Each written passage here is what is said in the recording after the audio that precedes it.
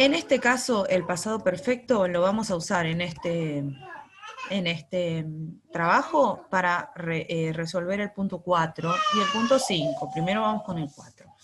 En el punto 4, lo que tengo que hacer es completar estas oraciones con estos verbos. Acá tengo dos trabajos. Primero, para hacer este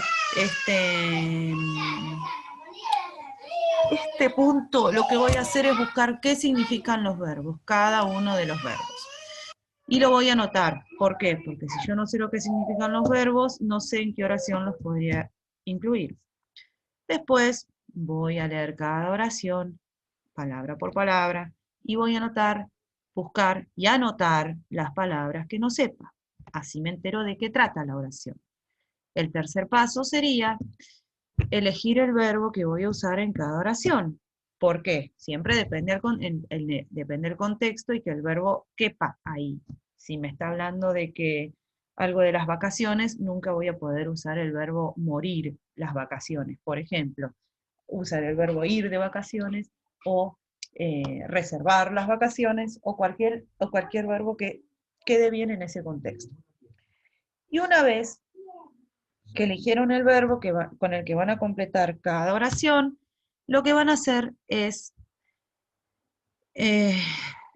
escribirlo en pasado perfecto. Si recordamos un poquito lo que dijimos recién, para escribirlo en pasado perfecto, me tengo que fijar si el verbo primero es positivo o negativo. ¿Y eso cómo lo sé? De la siguiente manera. Miro el verbo. Si el verbo está escrito solito, como en el caso de buy, get, hear, see, send, spend, como en este caso tenemos en este punto, el verbo es positivo. ¿Cuándo el verbo va a ser negativo? Ahí les doy un ejemplo, si esto me ayuda. Si yo hubiese tenido el verbo buy, pero adelante tiene la palabra not, quiere decir que va a ser negativo.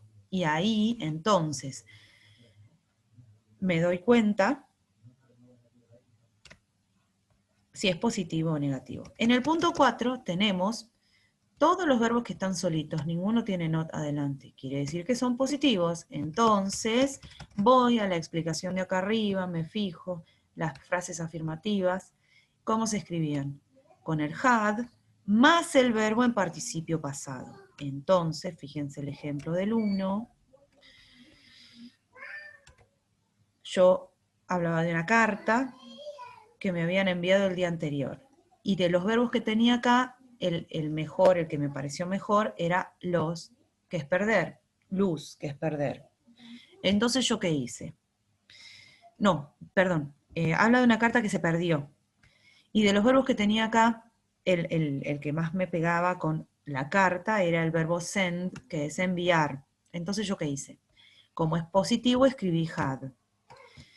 Y después, ¿qué hice? Busqué el verbo send en la lista de verbos. Y como lo encontré, siempre buscando primero en la primera columna, si no buscan el video de cómo se usa la lista de verbos, cuando lo encontré, copié lo que dice la tercera columna, que es send. Así hay que hacer con el resto de las oraciones.